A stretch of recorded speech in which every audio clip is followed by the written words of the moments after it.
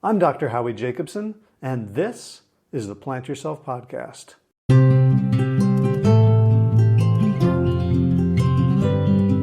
Each week, I bring you a conversation with someone who's making a positive difference in the world. And for my day job, I help leaders and their teams master their mindsets so they can achieve great things. To find out more, check out the Mindset Mastery Memo, my Substack newsletter. You can find it at plantyourself.com/memo. And now, today's show. All right, let's get started because we don't have a lot of time. At least that's the perspective of today's guest, Jody Wellman.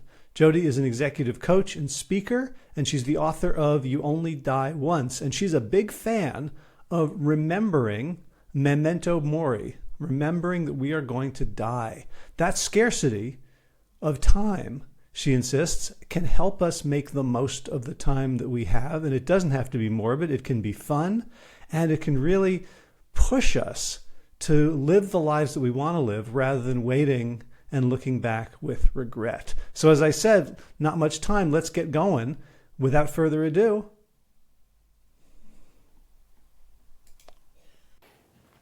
Jody Wellman, welcome to the Plant Yourself Podcast. Oh, thank you. I am stoked to be here. Me too. I'm smiling ear to ear because we're going to talk about death. Oh, I love your attitude. Yes, it's possible to smile. Not only possible, but you argue imperative. So you wrote a book with a fantastic title of You Only Die Once. And I have to start by saying, the title inspired me. I was talking to my daughter, who's a coach and who's studying to become a therapist.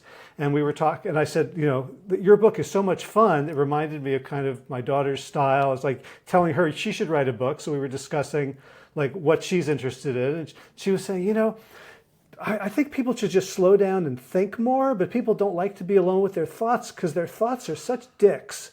And I was like, there's your title. Your thoughts are dicks. That is so brilliant. Yes. So high five to her. So totally inspired by the style, tone, and content of your book. So you've already made our day. I love it. And I think I'd get along well with your daughter. I think so too. So let's talk about you wrote a book called You Only Die Once, How to Make It to the End with No Regrets. And I guess I would love to start with the story of how a normal person ends up writing a book that abnormal. I love the question. I also love that you're assuming I'm normal and that I wrote an abnormal book. That is a great compliment. I have always just found this mortality reality baffling and amusing and absurd. So let's just get that out of the way. I mean, it's always been funny to me. I've always worked in professions around helping people, whether it was originally early days and like back in the fitness business or with leadership development, executive coaching. And it's all about like, let's live life better. But yet we're all walking around and we all know that we're all going to die. It is just a bizarre juxtaposition. So I've always found that to be something that fortunately I didn't find existentially anxiety-inducing, but it was something amusing and fascinating and worth studying. So I went to school for my Master of Applied Positive Psychology at the University of Pennsylvania, and I made this topic of memento mori, which is Latin for remember we must die. I made it my thesis because thankfully there's just a crap ton of research on it that does help prove that if we are willing to go there, if we are willing to explore this idea and not deny it, not head for the hills, that it actually can open us up to living, with more urgency and intention. And along the way, my mom died early, like in her late 50s, and she had so many regrets, the kind about the paths she didn't take. She had so many dreams she didn't take action on, and that for me was a very startling wake-up call because I think, to be honest, I could see myself maybe doing the same thing. Having ideas without the confidence to execute. And so that for me was no. Life's short. We got to get on with this shit. Yeah. Now you write, oh, shit's fine. Shit's a 2 on the 1 to 10 scale of linguistic condiments on this podcast. So, but you write about like discovering your mother's regrets when after she died, you're kind of going through her things. Did you have a sense when you were younger that she was living a life of regret? Good question. The answer is yes. And then it is a very fascinating thing that happens when you see it all together. So along the way, yeah, she'd always had business ideas. She was always writing manuscripts or short stories or drawing cartoons for maybe a local paper. She was coming up with things. And, it was always kind of a fact that mom's a dreamer, not a doer, which was sort of sad. She would take a little bit of effort. I remember one of her main books she wrote, she did send out to a few publishers. And she got, as most people do, a couple rejections, and she let that be the end of it. So we knew along the way growing up in our family, like this is kind of mom's MO. But the crystallization of it all, when you are in one part grieving, oh man, mom's gone, that sucks. And then, oh my gosh, I'm packaging all this stuff up. I'm turfing all this stuff out, cleaning up her place. The fact it was so concentrated, seeing it all together, all these business cards she had made over the years with different ideas, all the manuscripts, it just felt like that was that really, like I say, a concentrated cocktail of dreams gone awry. So I want to challenge that a little bit from my own perspective, not in terms of, you and your mother, whom I don't know at all, but like there's times where I will just like sit and write a poem, or I'll come up with an idea, or I'll have a very rich internal life that will never make it out into the world. And I don't know if that's dreaming, not doing, or if that's a different kind of doing. How do you help me think about that? Oh, for sure. I think there's an easy way to distinguish, which is along the way, you're writing a poem, for example, if you tell everybody in your world, oh, I'd really love to get this published, and that's a goal that you have set in some way, shape, or form, maybe out loud, there's an intention there, and then writing it and not doing it has a very different energy than being creative for creative's sake, right? Doing a drawing, writing the poem, coming up with something, making music, doing something, anything, whatever that might be, or even, I don't know why anybody would come up with a business plan if it was meant to be dormant, but hey, who knows? But it's when you articulate, I want this to happen in the world. I would love to open this store. I would love to start, like my mom's case, she wanted to start a hiking stick carving business. And she did go and set up shop at one little flea market, and she made little like logos and little price tags. And like, we're talking about intentions that are very clear, and then not pressing the go button. That does seem different than creating and then maybe seeing where it takes you or not. Gotcha. Yeah. So you begin the book by just throwing numbers in our face. And so and specifically like how long we got. Right. So I did the calculations. I did it the way you suggested first, subtracting my age from 76. And I didn't like the number, so I decided I'm going to live to 93. And the number was better. It is funny how you can manipulate that number. and how did that feel? Well, I feel like, because you also talk, and we can get into this kind of very tongue-in-cheek about things like, red wine and brownies and indulgences, not just living, a kind of Spartan stoic life. My kids and wife will tell you that I'm pretty like regimented and stoic about diet and exercise. So I feel like I've earned a few extra years if I can, avoid the traffic. But it does raise that question, because for a bunch of years I was a health coach, and I worked specifically around nutrition, plant-based nutrition, and the people who are like, life without X wouldn't be worth living. I was trained to kind of disdain that. And they're going like, you sad little man, Right. You're missing out on a lot of life, so to speak. Well, this to me, it's funny you're saying this, because I'm hot off the heels of a friend of mine is doing a lot of research in desire theory. And at the end of the day, so much of this comes down to taking your own pulse. So what I mean by that is this. If we know life's short, you do your math, and I think you are probably pretty appropriate to say 93 is my age. I mean, the point here is that we want to do a calculation that helps to illustrate that it is a number that It's is finite. diminishing every freaking Monday, right? Like Yeah. the number is not getting bigger, it's getting smaller, and fine, you fudged the end game, whatever. But the how to live, like you've adjusted it to 93 because you feel like some of your healthy lifestyle stuff has bought you maybe a little more time. And also you might just be fabulously delusionally optimistic, and like high five to that too. Well, I guess back to like how to live a life up till that, whenever we do go, is I think there's no perfect balance for one individual. There's no recipe, right, about how, well, you have to have this many desserts to feel like you're indulging and enjoying life. But I think the issue is, and everything for me comes down to, would you regret doing it or not doing it? So back to taking your pulse. If at the end of a really great dinner out with friends, you end up feeling like, I really would have loved to have tried that amazing smelling bread dipped in that special thing over there, but I abstained because I have a hard rule that I don't eat bread, but I feel like I'm kind of sad about that. Maybe every now and then I might want to have some bread.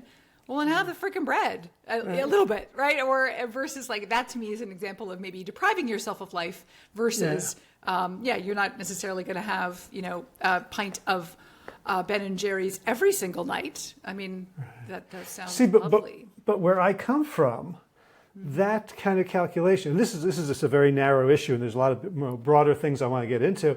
But I am bringing myself to this conversation. Great.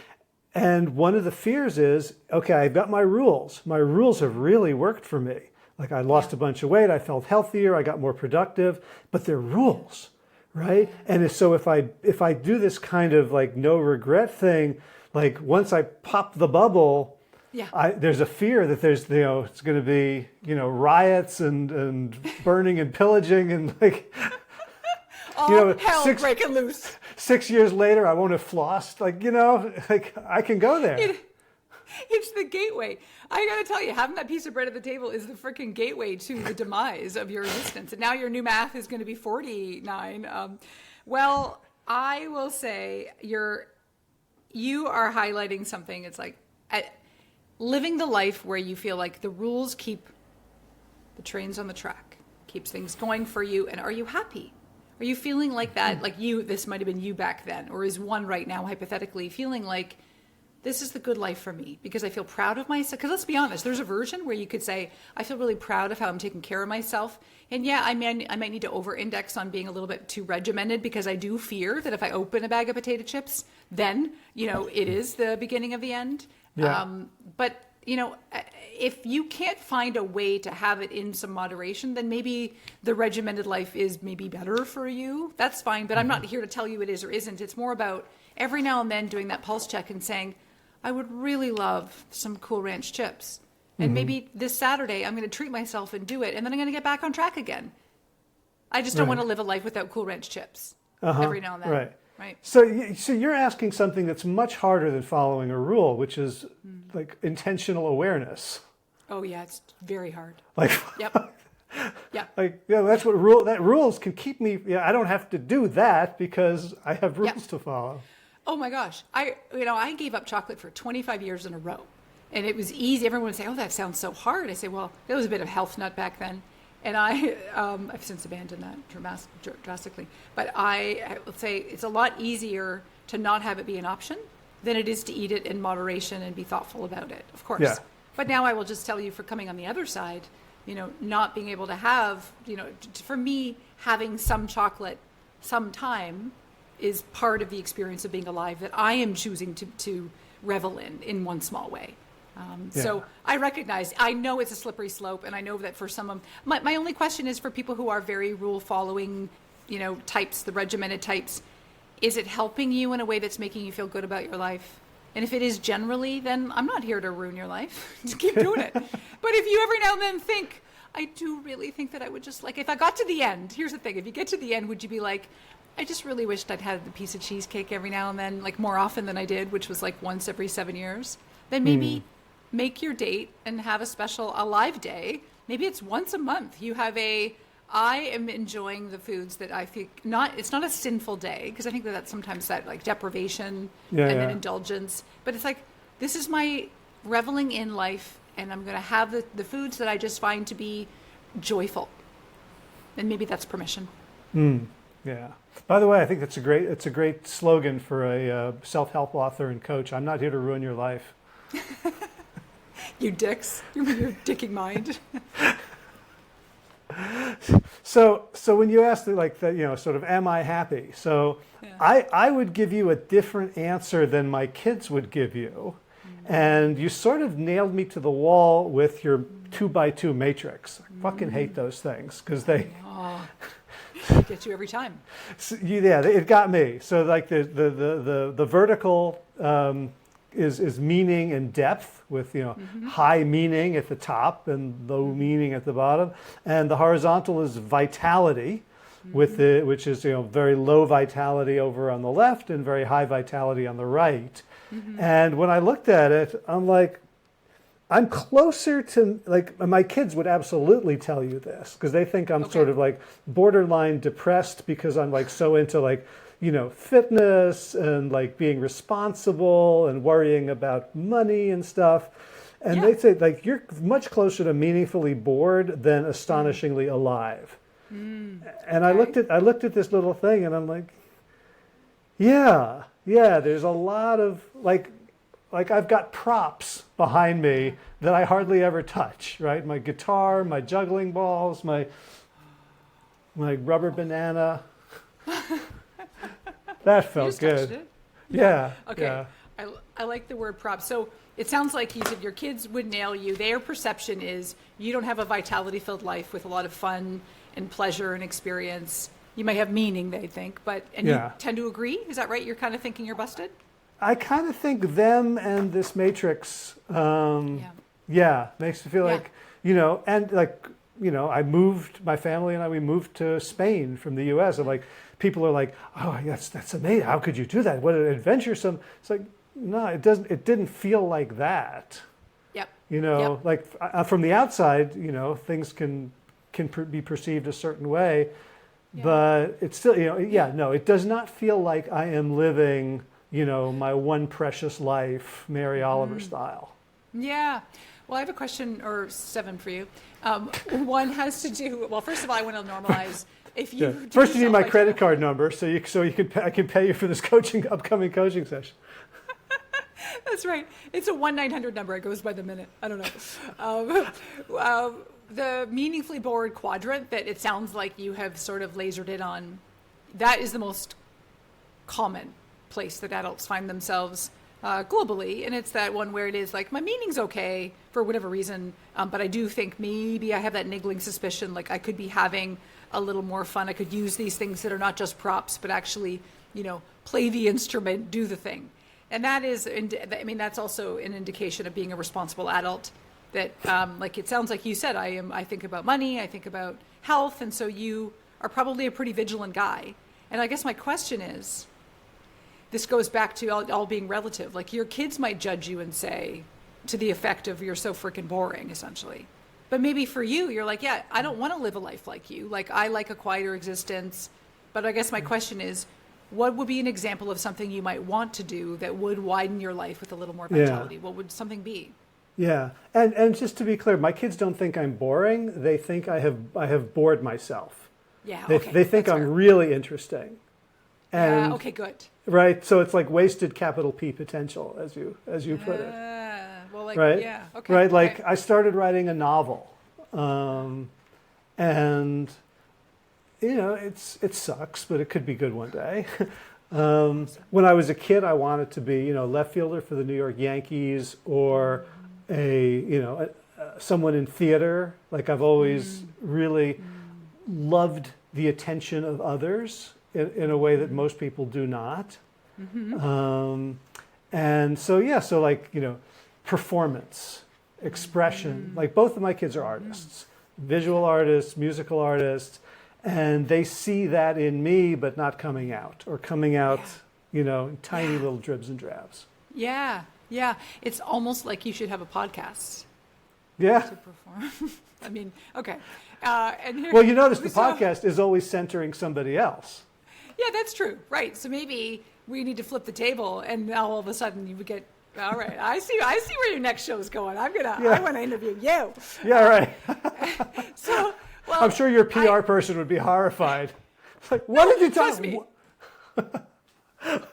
Will you wait? What did you talk about with that? No, trust me, this makes me happy talking about you instead of me. But I want to go back to your perception of maybe feeling like you might want a little bit of widening. Because on one hand, I get a little bit defensive, to be super honest, because I recognize I'm the one that called the quadrant astonishingly alive, which is where it's plus on meaning, plus on vitality. And I think that there's inherent pressure baked into some of those words, where it looks like it has to be flashy, snazzy. Yeah, it's definitely a judgmental model. It could, well, maybe it's just open for interpretation, because allow me to define. Astonishingly alive means whatever what makes you feel alive. So sometimes we compare ourselves to other people, and that never ends well. But if you just stop and look at you and say, wait a minute, these are the things that I really enjoy doing. These are the special things that only happen once in a while, like maybe getting to the Swiss Alps or something bigger that I love. But in a day-to-day existence, am I feeling like, am I, like you said, am I living my one wild and precious life? Is there an asterisk there where it's like, are you putting too much of it needs to be that I'm out every other night and I'm trying the new restaurant and I'm strumming that guitar until the freaking strings break, and I'm like, but that to me also may not be sustainable or enjoyable. It might sound exhausting. So what is your rhythm that actually might make you feel good? And I think that's the question we have to ask ourselves is, like, for me, I cannot have that much social stuff. I'm too introverted to have that many things going on. Whereas for some people, that's their version of astonishingly alive, and they might judge me for, they wouldn't define it for their life, but I don't fucking care what they want. What they think about my life. It's that I only want a social thing once every, 10 days, say. And so that to me, or, you could play the guitar. You'd be like, if I played it maybe once a week, that might make me happy. How often do you want to play the guitar? Can we just nail this one down? So I want to make music 4 or 5 days a week and perform once a month in public. This is so exciting. Are you already performing, or is the goal? I'm not. I performed once because where I live now. Yeah. Okay. How do you start? What will it look like? Well, so that's where responsible Howie jumps in and says, okay, you've just moved to Europe. You're trying to set up a business. There's not enough hours in the day. Right? So you got to get the business stuff done. A lot of the people here that I would play with are retirees, and they invite me for a jam session from 11 till 1. I'm like, that's not going to work with, responsible Howie can't show up for that. Ah, okay. Can I just fact check that for a sec? Because sure. I also get a little rigid where I must be working in working hours, and you have to say it in that robot voice too. Is 11 to 1 really hard and fast rule, or is it you just feeling, what is that? Yeah. So that's really interesting, because for me that ties to the rules and faith in myself. So I don't really have faith in myself that if I say, all right, I'm going to go out and have fun and I'm going to work from 5 to 7, that I'm actually going to work from 5 to 7. Because at 5 o'clock I'll be like, oh, I'm so tired. I just want to blah, blah, blah, blah, blah, blah. Right. I understand that. I suffer from the same issue. And I guess maybe this is the perspective that a lot of this boils down to, is your belief in how much you value this sort of life worth living. And that if you were on your deathbed, let's just pick tonight. Nothing like tonight. Okay. Would there be a part of you that would think, and I'm only going to narrow in on the music one, but there could be other things, but we're trying to identify things that you would kick yourself for and say, man, why didn't you just make time for that, or do more of that, or do less of that? Would you be kicking yourself for not trying to find a way to make 11 to 1 work sometimes, or no? Yeah, before I answer that, so I kind of want to expand out to, this is the value that I've gotten from the book so far, because what you're really saying is if you want to get leverage on these vague dreams and wishes and insights, then let's make friends with Grim Reaper and like really rub your face in the fact that this is not a dress rehearsal and this is not a video game where you get to put in another 50 cents and play again. Exactly.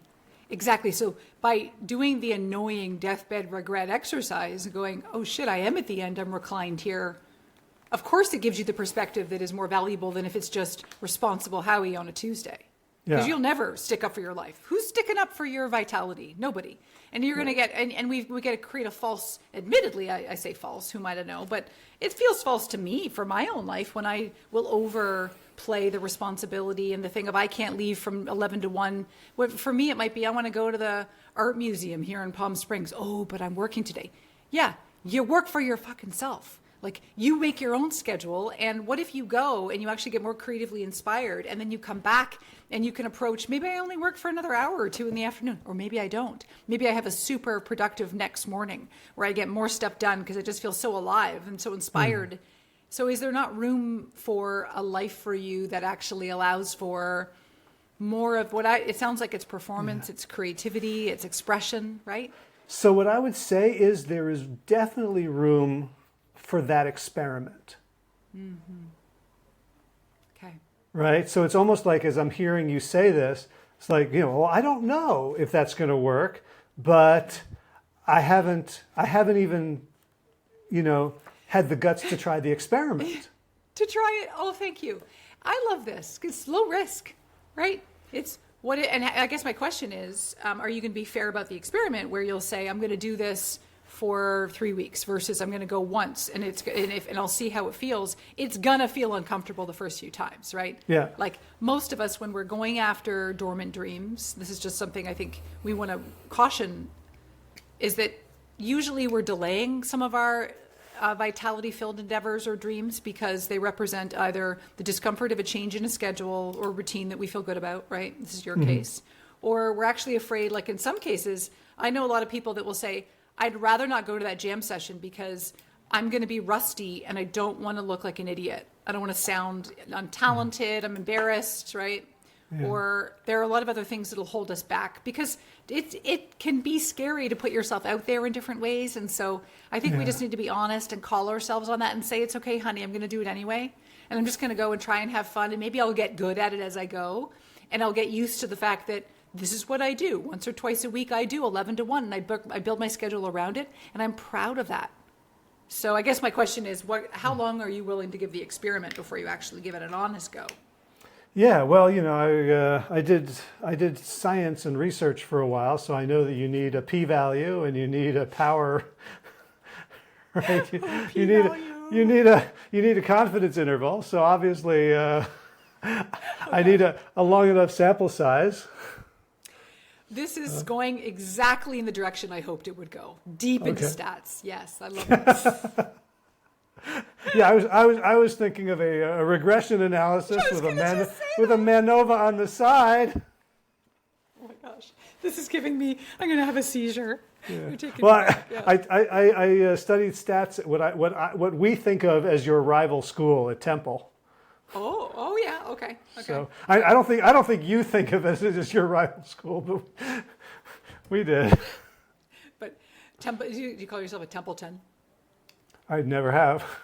Oh, well, now I'm calling you Templeton, so I was going to say Templetons too. But it sounds like you did pretty all right in stats if you're still pulling out the terms. I walked away on my own 2 feet. Yeah. Fair. You didn't run. Well, I think back to your word. I'm really just actually struck by is props. The idea that you have these things. Will they be artifacts in the end? Kind of like me cleaning out my mom's desk about things that you wanted to do and didn't. And let's just size this because this is where I recognize many of us do the thing, which is what I do too. It's sort of like it's either an all or nothing approach, like I'm fully committing and it's going to take over my life and I don't have time for that, or it's that, or what if you just put a note in the calendar and it was one Saturday morning a month that you just said, I'm going to dick around, with this thing and play with it and have fun with it and just see where it goes. And maybe maybe the love is gone. Like maybe I no longer want to do that hobby, but maybe it triggers me to want to investigate something else. And I just think that that's what we owe ourselves, is to try to just plug into stuff a little more often, typically, in Yeah. order to experience more out of life. Well, when you say that, and I'm thinking again about, your invitation to stare death in the face on a regular basis, and arguably death is like a pretty big change, Yeah. but it's not like the whole of life has changed. I think you have a quote in there from somebody about life being changed, and that idea that maybe something no longer holds juice for me. Like I was until about 5 years ago, I was a runner. I did ultras. I can't say I never enjoyed it, but I enjoyed people's faces when I told them. And then when I decided, I sort of got injured, but I could have gotten back, and I decided I just don't want to do that anymore. And there was this tremendous feeling of like identity confusion. Yep. Yeah. I love that you're talking about this, because we do want to classify and categorize ourselves. It's kind of how we're wired as humans. We want to sense make and then meaning make. And I love the idea back to, but you think you used the word invitation about me. And yes, I want to be an inviter, an encourager, a permission giver of, what if we looked at life a little bit like a smorgasbord, or like a portfolio, even when it comes to, so trying different things. We don't have to start a hobby and then commit to it like when you're a kid and it's like, you got to keep these piano lessons or else, where it's like, thanks, can I blow my head off?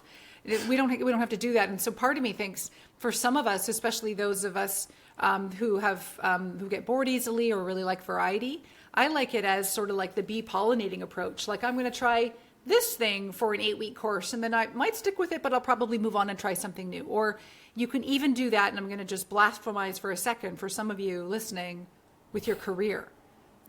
You can have a portfolio career where you change your career as often as you want, and it doesn't make you fickle, and it doesn't make you flighty. It actually just might make you somebody who is admirable in a way of like, you're going to go explore a new interest.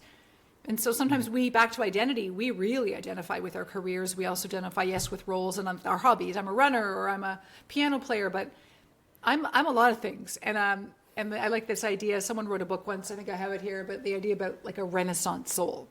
Some of us just have lots of interests and maybe lots of aptitudes, but you don't even have to be good at it. Who cares about that?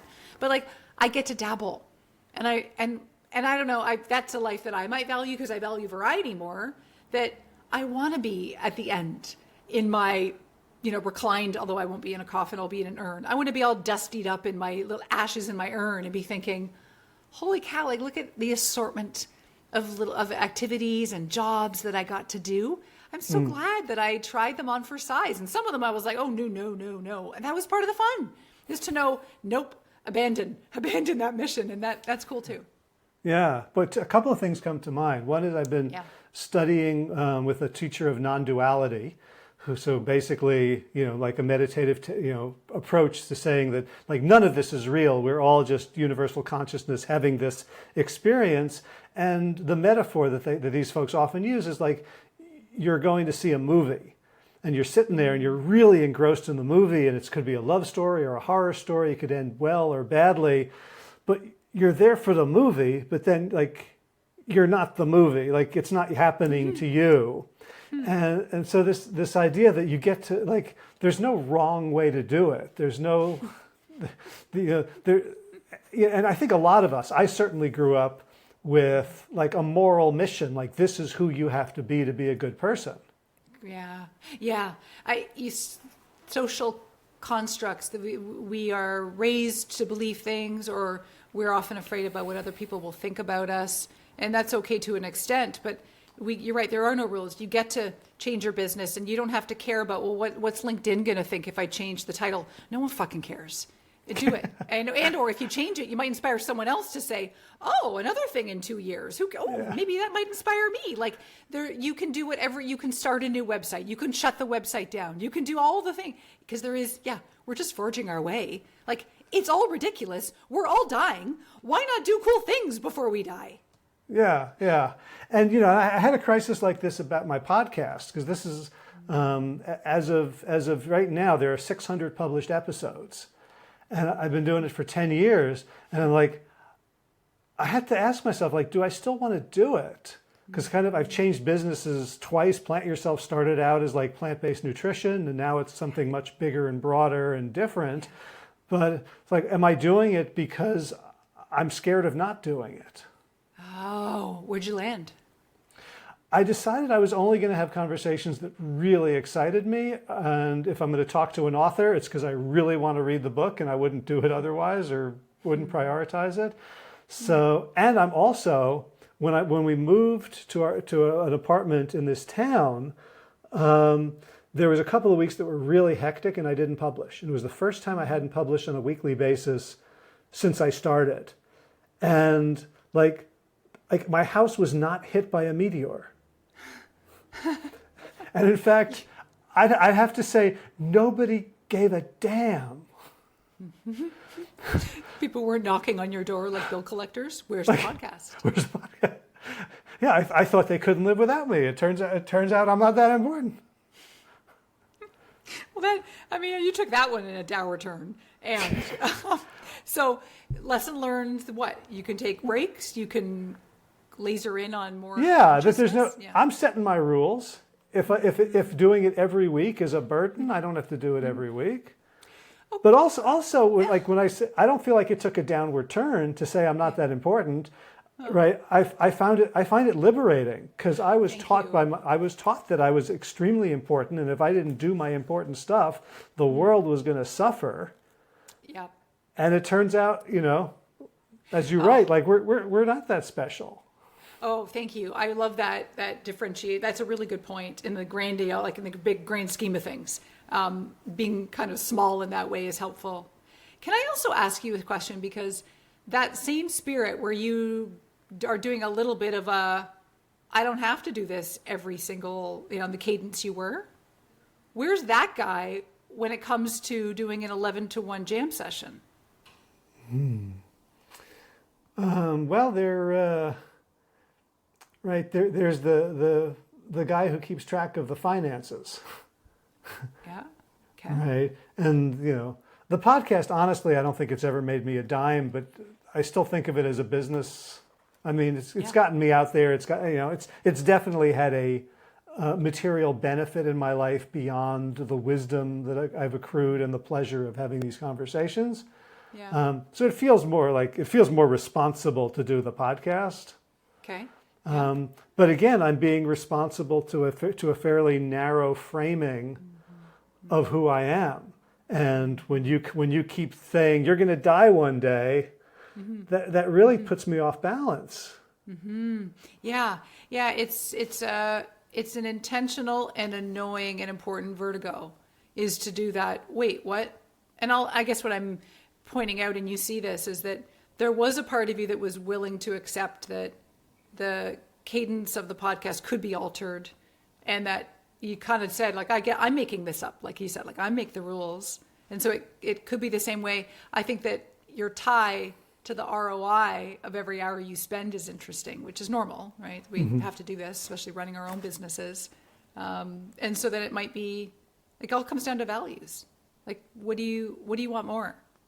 And maybe right now, here I am coming on strong. I'm like just a dog with a bone, but maybe I should just let the bone down for a second and be like, maybe I want you to play guitar and jam more than you want that. But I actually think that you said you want it. And so maybe right now, maybe the true answer is no, I feel better plowing through 11-to-1 every day as part of my long work, not long, whatever my decided work day is. And then I'm going to live, but I guess that's then where I'm going to go, where then is the room for this thing that you're stating you want? Could it make your life richer in ways that actually add to the rest of your life? Of course, that's my hypothesis, but yeah. And there's, but so much of it is the not knowing and the willingness to ask the question and give it a try. Like I have in my head that I would love to be a rich and famous novelist. Yeah.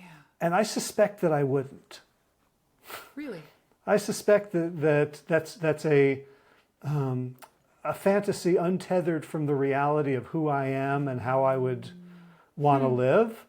And also there's plenty of things where I want the outcome without the sacrifice or the effort, right? And that's just a matter of like growing the fuck up. Yeah, that's self-aware of you. And yet I think that the former coach in me just wants then to like extract with a little ice pick, I guess, like chip away and go, well, then what are the things that the fantasy is composed of? Like, is it you said rich and famous author. Is it again about people knowing you for your creative expression? I think it's being able to be creatively expressive fully and feel like the universe has got my back. Like it's not an irresponsible way to live. Like, being an actor, being a director, creative, if I didn't have to work, the question, if I won the lottery, if I didn't have to work for money, I would do a lot of what I'm doing now. And I'm sort of, coaching and mentoring people, and it gives me great pleasure. And I would do a lot more sort of fun, creative things with other creative people just for the hell of it. Right. So that's where it feels like there's, the balloon of responsibility is squeezing out the cotton candy of joyful expression. I love the visuals and the flavors. Well, yeah, it sounds like this is an important part of your life, and you're highlighting the classic conundrum, which is like maybe the 11-to-1 actually is not part of your life right now because it does feel constricting and very specific. But maybe there's an example of something at like the local theater or something that you can get involved in a less committed way that you could do in an evening when you normally would be available. It's so obvious to everybody listening right now. And can we all just join in together and like flood your inbox or whatnot with like, we want more of your creativity. We want you to express it. We want you to do it. This to me, back to capital P potential. It's like, this is in you and you know that you want to be able to use more of it. How could it not be something that comes out of you? And now I realize I'm officially, strong arming you into it. But I think you've been nudging yourself already. Yeah, I think I've been asking for it. So. Yeah. I mean, I guess my question is like, what do you have to gain if you did more of this creative stuff? Yeah, then there are these two voices in my head. One is the sort of cynical, rational voice of, oh, this is just self-indulgent. And then there's this other sort of knowing voice that's like, more of this makes you way more attractive to the world. Just in terms of getting in front of people who want to give me money. Right. So that's the other thing that I'm really appreciating about the book is that it's evening. It feels like for me, it's evening the scales so that faith can, like this knowing that is so undervalued by the culture in which I grew up and the wider culture, that this kind of wise knowing that doesn't get filtered through thought or through emotions, that you're kind of, it's like the the weights on an elevator that make it very easy for the elevator to go up and down. I feel like your invitation to look death in the face makes it easier to approach life through this kind of knowing, this faith, as opposed to the demand for certainty. Ooh, I really like the way that you framed that. Yeah, because I think that there is something in there about the paying attention to something that is a deeper wisdom. It is an inner knowing. And I guess maybe what this kind of comes down to is like, are you going to listen to it or suppress it?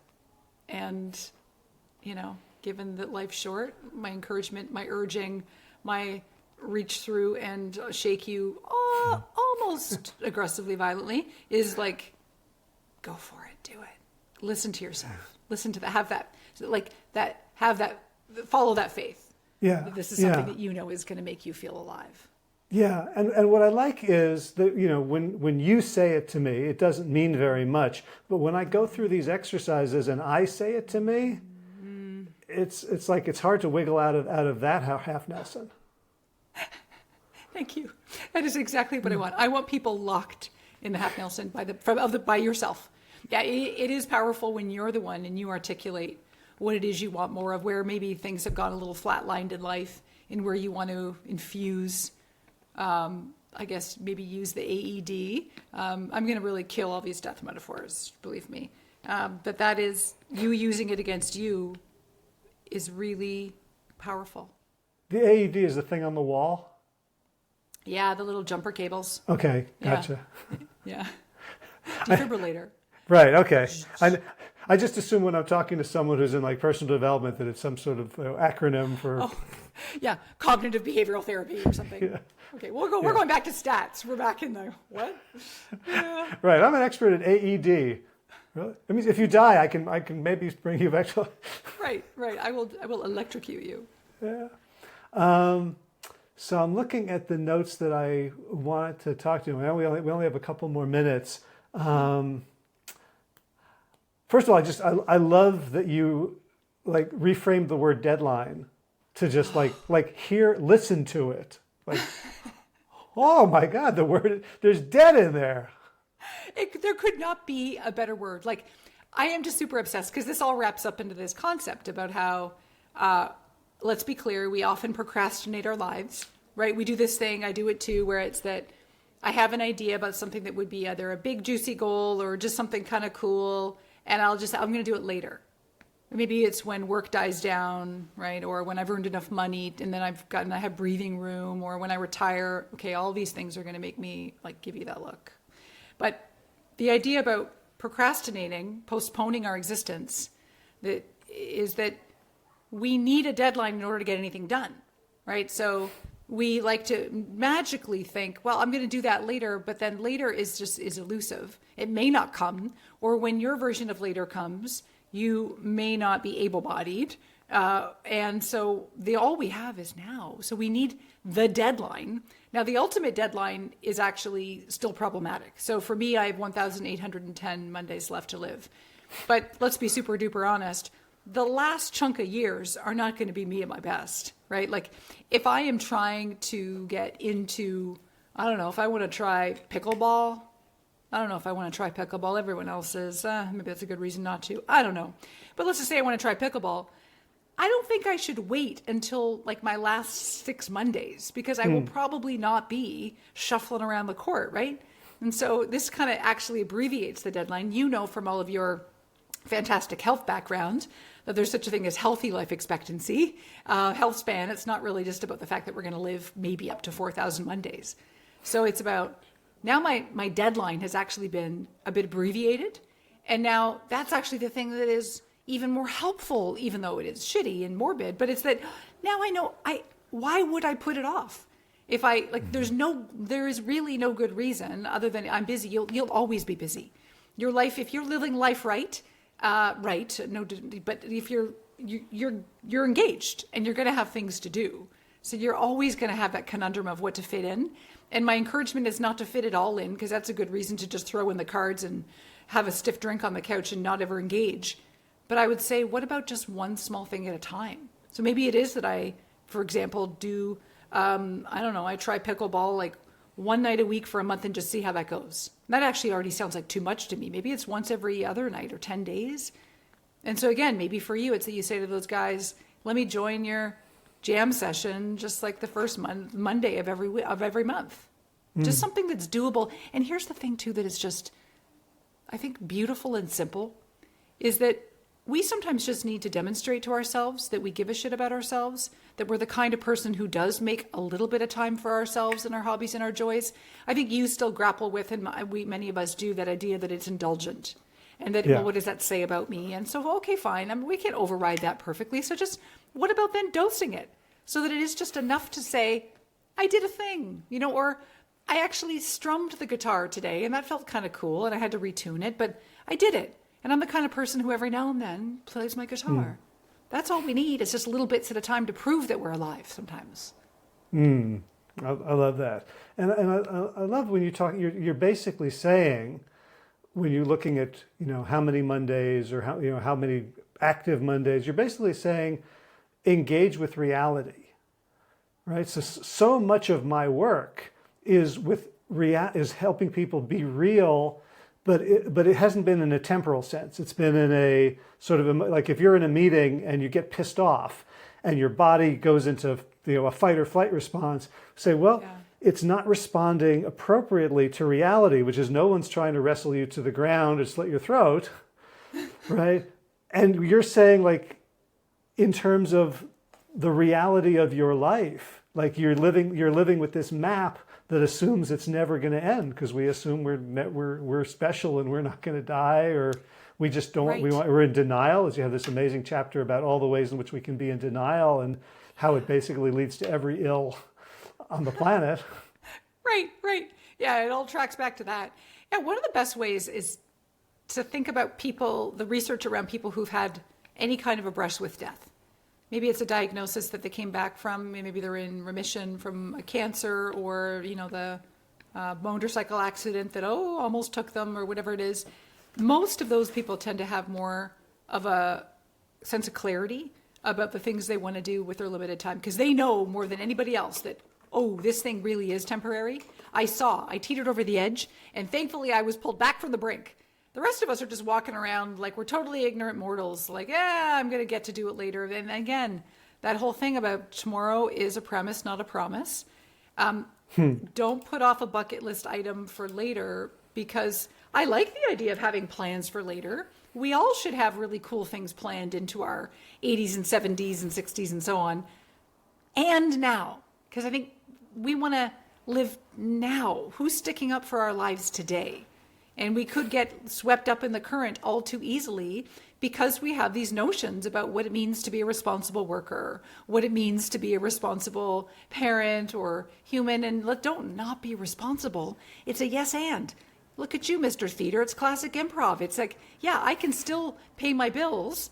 I'm not going to abandon my work every day and just all in favor of jamming it out, but I am now going to just weave in something that just might make me feel like I gave a shit. And that's, my God, talk about a demonstration to your kids that this is the kind of life worth prioritizing. Yeah. So anyways, all roads lead back to obviously death, but thinking about people that you know who maybe have come close, or thinking about people that you know who have died prematurely. Did they have we all are going to die with some dreams inside of us. The question is, are we going to be kicking ourselves at the end, or are we going to say, no, you know what? I killed it. Yeah, I could have done those other things, but I really feel proud that I did give those things a try. And I give myself, maybe just an A for effort. Right on. Yeah. So if folks want to follow your work, learn more about you, work with you, where should they go? Well, I am over at 4000mondays.com and on Instagram at 4000mondays. And is that numbers or letters or both? You know what? It's letters, but numbers will get you there. Okay, you covered all the URL angles. Yeah. So 4000mondays.com, and the book is called You Only Die Once: How to Make It to the End with No Regrets. Awesome. So we've made it to the end of this conversation, and I have no regrets, even though there's a dozen more things I could have asked you, but that's how life goes. So Jodi, thank you so much. This was really fun. I appreciate your generosity and pitbulling it to kind of push me in directions that I think would be well for me to go. Oh, thank you for letting me come on a little strong. And yeah, this is certainly time well spent hanging out here with you. Thank you. Awesome. Well, take care. I'll let you know when we publish, and I hope to stay in touch and see what you're up to as you move forward through your Mondays. Yeah, sounds amazing. Thank you. Okay, take care. All right, thank you. And that's a wrap. Show notes available at plantyourself.com/603. Movement news, not a whole lot. I've been under the weather. Today's Tuesday. I've been under the weather since Saturday, so I didn't go play Ultimate over the weekend or work out. I have a workout in about an hour, and I'm going to beg my trainer to let me be really relaxed. Maybe just sort of walk and jog around the beach and, flex my biceps if anyone walks by. But other than that, just going to take a nice slow recovery. Probably not COVID, because Mia also is sick and she took the COVID test and came out negative. So hopefully just a run-of-the-mill little illness that's going to make its way. We're kind of bracing a little bit on the Iberian Peninsula for Hurricane Kirk, which is scheduled to arrive here in a few days. Of course, everyone's keeping their eye on Hurricane Milton. I decided not to play in the Sarasota Sunset Ultimate Tournament in Florida in 2 weeks. We'll see what Milton does. Hopefully, it won't make a mess of the area such that infrastructure is down and people are suffering. But keeping our eyes on that as well. And of course, got to mention my home state of North Carolina, or my adopted home state of North Carolina. The western half is still immensely destroyed by Hurricane Helene, and I've been thinking about climate change and the crises going on. And even if you don't believe in climate change, you certainly have to look around at the world and see multiple crises of society and ecology. And when I look at all of them, when I tally them up, when I look at, yesterday was the anniversary of October 7th, the Hamas attack in Israel and the ongoing slaughter in Gaza and proliferation of war and hatred, I get down. I try to focus on personal and organizational and societal development here. But it's hard to shy away from the facts on the ground. And I just want to point out a podcast that I discovered that I'd like to recommend to folks. It's called We Are the Great Turning. And it features the wise, almost centenarian voice of Joanna Macy, a Buddhist scholar and systems thinker and longtime activist.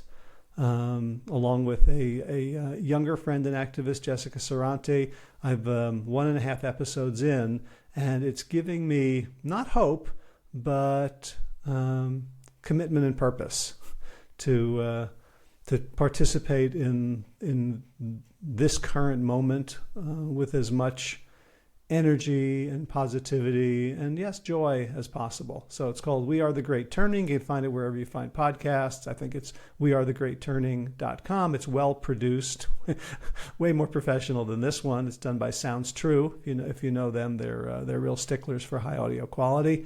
And editing and cutting and all that good stuff that I couldn't be bothered with. So check it out. Let me know what you think.